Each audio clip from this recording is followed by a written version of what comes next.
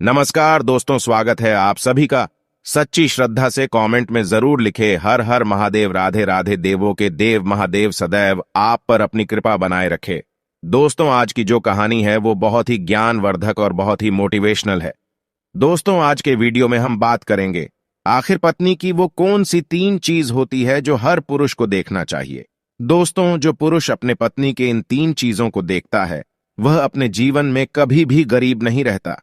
उसके घर में सदैव मां लक्ष्मी का वास रहता है और मां लक्ष्मी की कृपा दृष्टि उनके ऊपर सदैव बनी रहती है। दोस्तों, आज की वीडियो में हम बताएंगे कि आखिरकार वह कौन सी 3 चीजें हैं जो हर पुरुष को अपनी पत्नी के देखनी चाहिए। दोस्तों, उससे पहले आप सभी से निवेदन है, यदि चैनल पर आप लोग नए हैं या चैनल पर पहली बार आए हैं तो कृपया करके चैनल को सब्सक्राइब कर ले, क्योंकि दोस्तों हम अपने चैनल पर रोजाना ऐसे ही ज्ञानवर्धक और मोटिवेशनल वीडियो अपलोड करते रहते हैं। चलिए तो दोस्तों शुरू करते हैं आज की इस प्यारी सी वीडियो और इस प्यारी सी कहानी से जानते हैं कि पत्नी की वह कौन सी 3 चीज है जो हर पुरुष को अपनी पत्नी की देखनी चाहिए। दोस्तों, एक बार की बात है, किसी गांव में एक आदमी रहा करता था। दोस्तों, वह आदमी अपनी पत्नी से बहुत परेशान था, क्योंकि उसकी पत्नी अपने पति से बात बात पर लड़ाई झगड़ा करती थी। उसके घर में एकदम कंगाली छा गई थी। खाने के लिए घर में ना ही कोई दाने थे, ना ही पीने के लिए पानी और ना ही पहनने के लिए वस्त्र। दोस्तों, रोज रोज के इस कलेश से वह पुरुष अपनी पत्नी से परेशान हो गया था। दोस्तों, एक दिन की बात है, वह आदमी अपने घर से जंगल की तरफ निकल जाता है। दोस्तों, जंगल में जाते जाते उस आदमी को एक साधु से मुलाकात होती है। तब वह आदमी उस साधु के पास बैठ जाता है और वहां पर बैठकर रोने लगता है। दोस्तों, वह साधु उस आदमी को पूछते हैं कि पुत्र, आखिर तुम्हें हुआ क्या है, तुम क्यों रो रहे हो। तब वह आदमी उस साधु को बताता है कि महाराज, मेरे घर में मेरे पत्नी और मेरे 2 छोटे छोटे बच्चे हैं। मेरी पत्नी मेरी कोई भी बात नहीं मानती है, बात बात पर मुझसे लड़ाई झगड़ा करती है, जिसकी वजह से मेरा एक छोटा सा बिजनेस था वह भी बंद हो गया और अब हम घर में दाने दाने के लिए मोहताज है। हमारे घर में खाने के लिए कुछ भी नहीं है, पीने के लिए पानी नहीं है और पहनने के लिए वस्त्र नहीं है। लेकिन मैं अपनी पत्नी को समझाता हूं कि लड़ाई झगड़े ना करें। इसके बावजूद भी वह घर में रोज लड़ाई झगड़ा करती है। इस वजह से मैं बहुत दुखी हूं और बहुत परेशान हूं, इसलिए मैं घर छोड़कर आपकी शरण में आया हूं। दोस्तों, वह साधु महाराज उस आदमी को बोलते हैं कि पुत्र, तुम रो मत। आज मैं तुम्हें ऐसे 3 चीज बताने जा रहा हूं। जो पुरुष अपनी पत्नी की 3 चीजों को देखता है वह पुरुष अपने जीवन में कभी भी गरीब नहीं रहता है और ना ही उसके घर में कभी लड़ाई झगड़े होते हैं और उसके बिजनेस में तरक्की होती है। दोस्तों, तो वह साधु महाराज उस आदमी को बताते हैं कि मैं तुम्हें जो बातें बताने जा रहा हूं उन 3 चीजों को गांठ बांध लो। तब वह आदमी उस साधु महाराज की बातें बहुत गौर से सुनता है और साधु महाराज से बोलता है कि प्रभु, आप मुझे जल्द से जल्द बताइए वह कौन से 3 चीज है जो हर पुरुष को अपने पत्नी की देखनी चाहिए। दोस्तों, तब वह साधु महाराज उस आदमी को एक कहानी सुनाते हैं। तो चलिए दोस्तों, गुरुजी से ही सुनते हैं इस कहानी के बारे में। दोस्तों, किसी नगर में एक सेठ रहा करता था। उस सेठ का बहुत बड़ा व्यापार था। उसके घर में सेठ और उसकी पत्नी रहा करते थे। उस सेठ और सेठानी में आपस में बहुत प्रेम था। उनके घर में कभी भी लड़ाई झगड़ा, किसी प्रकार का कोई अंधा क्लेश नहीं होता था। इसलिए उसके घर में सदैव मां लक्ष्मी का वास रहता था और उनके बिजनेस में दिन दुगनी रात चौगुनी तरक्की होती थी। उन सेठ सेठानी में इतना प्रेम था कि आसपास के लोग उनके इस प्रेम को देखकर जल जाया करते थे। दोस्तों, सेठ और सेठानी के इस प्रेम की मिसाल हर गांव वाले देते थे। ऐसे कर करके उस सेठ और सेठानी की बात उस गांव की राजा तक भी पहुंच जाती है। दोस्तों, जब सेठ सेठानी की बात उस राजा के पास पहुंचती है तो वह राजा भी उनके प्रेम की मिसाल की तारीफ करते हैं और कहते हैं, हमारे गांव में एक पुरुष और स्त्री ऐसे भी है जिनके घर में कभी भी लड़ाई झगड़ा नहीं होते हैं। उन दोनों में आपस में इतना प्रेम है कि जितना मैं आज तक अपने जिंदगी में कभी भी नहीं देखा। दोस्तों, एक बार की बात है, वह राजा पूरे नगर में ढिंढोरा पिटवाते हैं और कहते, इस राज्य में जितने भी लोग हैं वो सभी लोग अपने अपने घर में दिया जलाकर रखेंगे। तब राजा की रानी अपने राजा से पूछते हैं कि महाराज, आखिरकार आप सभी के घर में दिया क्यों जलवा रहे हैं। राजा रानी की बात सुनकर रानी को बोलते हैं कि दीपक प्रेम की निशानी होती है। जिसके घर में दीपक जलता है उसके घर में सदैव ही प्रेम बना रहता है और मैं चाहता हूं कि जो प्रेम सेठ और सेठानी के बीच में है वही प्रेम हमारे इस नगर में, हमारे इस राज्य में हर पति और पत्नी के बीच में हो। इसलिए मैं हर घर में दीपक जलाना चाहता हूं। दोस्तों, राजा की सैनिक पूरे नगर में ढिंढोरा पीटते हैं और बोलते हैं सभी के घर में दीपक रात भर जलना चाहिए। दोस्तों, राजा की बात मानकर सभी नगरवासी अपने अपने घर में दिया जलाते हैं, लेकिन जैसे ही आधी रात होती है सभी के घर के दीपक बुझ जाते हैं। लेकिन उस सेठ और सेठानी के घर की दीपक कभी भी नहीं बुझती है, क्योंकि दोस्तों, दीपक प्रेम की निशानी होती है। और जो सेठानी थी वह अपने घर की दीपक को सदैव जलाए रखती थी, जिससे सेठ और सेठानी का प्रेम बरकरार रहे। लेकिन दोस्तों, जो सेठानी थी वह अपनी मनमानी काम करती थी। उसका जो मन करता था वह वही काम करती थी।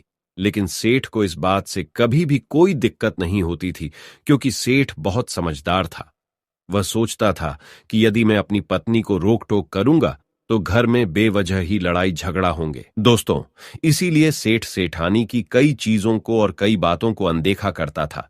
वह सेठ इसलिए अनदेखा करता था ताकि पति पत्नी में वह प्रेम और व्यवहार बना रहे। एक दिन की बात है दोस्तों, राजा और रानी अपने छत के ऊपर खड़े होकर अपने नगर का नजारा देख रहे थे। और वह राजा और रानी देखते हैं कि उनके पूरे राज्य में अंधेरा था, लेकिन सिर्फ एक सेठ और सेठानी का ही गांव का घर था जहां दीपक जल रहा था। दोस्तों, तब राजा रानी से बोलता है कि देखो, सेठ और सेठानी में कितना प्रेम है। सभी के घरों का दीपक बुझ गया है, लेकिन सेठ और सेठानी के घर का दीपक अभी भी जल रहा है। इसका मतलब यह है कि इस सेठ और सेठानी में बहुत ही ज्यादा प्रेम है।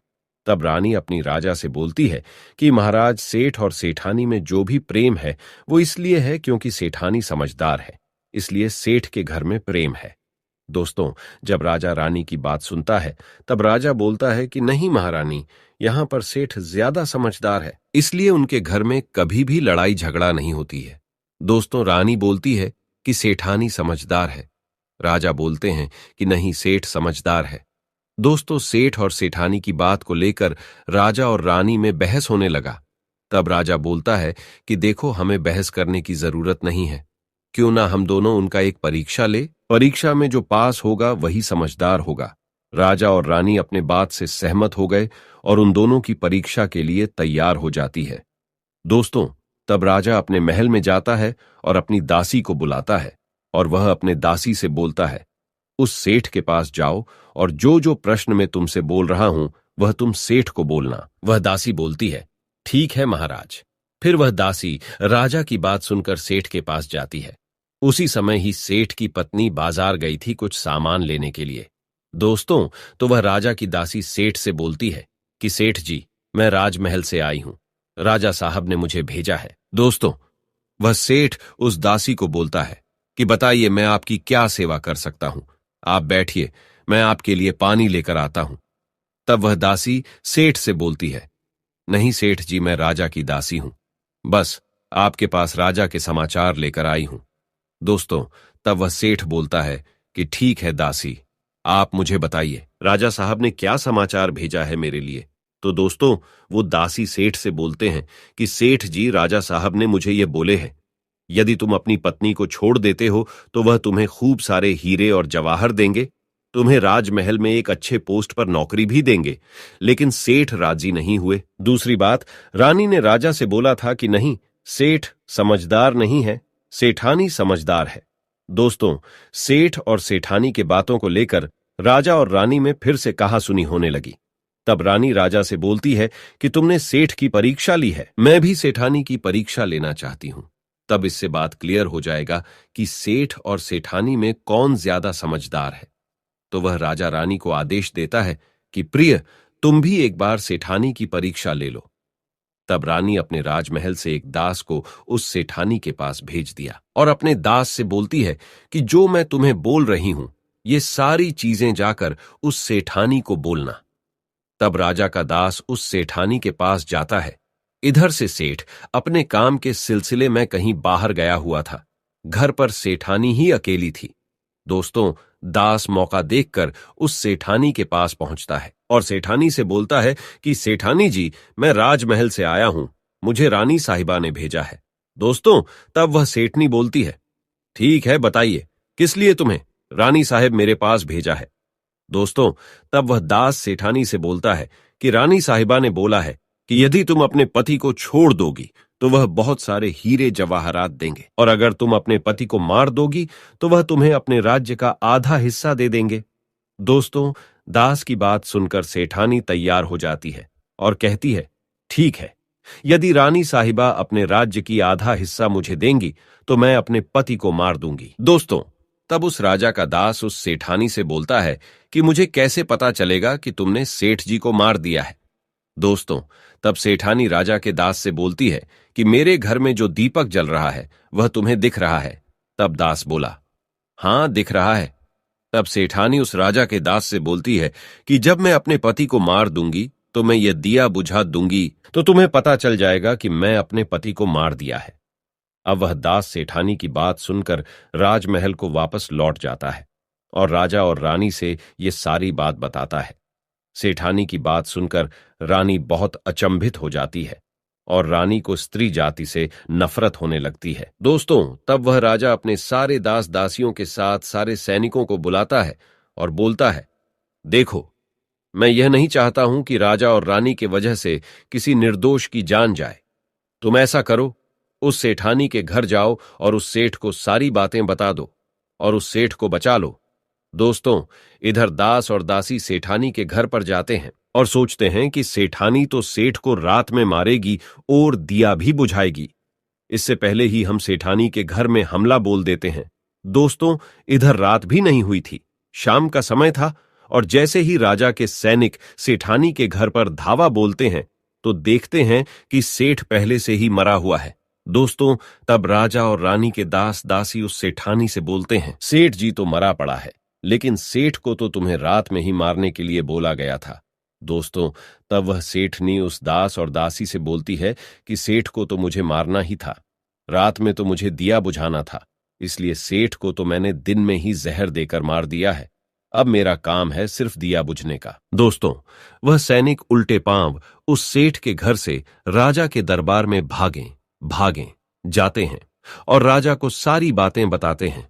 दोस्तों, राजा क्रोध से आग बबूला हो जाता है और उसको स्त्रियों से घृणा होने लगती है और वह अपने सैनिकों को भेजता है कि उस सेठानी को बंदी बनाकर लाए। तब राजा के सैनिक उस सेठानी को बंदी बनाकर राजा के राज दरबार में पेश करते हैं। दोस्तों, तब वह राजा उस सेठानी को कारावास में डलवा देता है और वह राजा समस्त स्त्री जाति से नफरत करने लगता है। दोस्तों, वह साधु इस कहानी को गांव के उस आदमी को सुनाता है।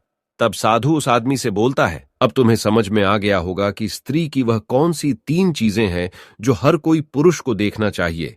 वह आदमी साधु से बोलता है कि महाराज, मुझे अभी भी समझ में नहीं आया, स्त्री की वह कौन सी 3 चीजें हैं जो हर पुरुष को देखना चाहिए। दोस्तों, तब वह साधु उस आदमी को बताते हैं कि हर पुरुष को अपने स्त्री के सबसे पहली चीज यह देखनी चाहिए कि वह कहां पर आ जा रही है।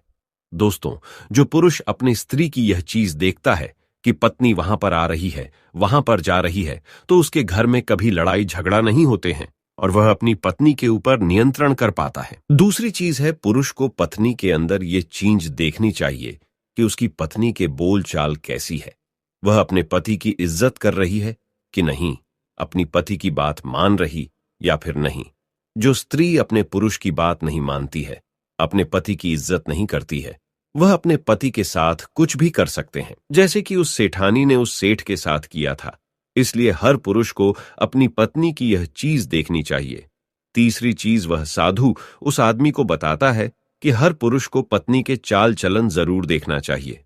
दोस्तों, जो पुरुष अपने पत्नी के चाल चलन देखता है और उसके चाल चलन पर उससे ज्यादा प्रेम नहीं करता है, उसको अपने कंट्रोल में करके रखता है, तो उसके घर में लड़ाई झगड़ा कभी भी नहीं होते।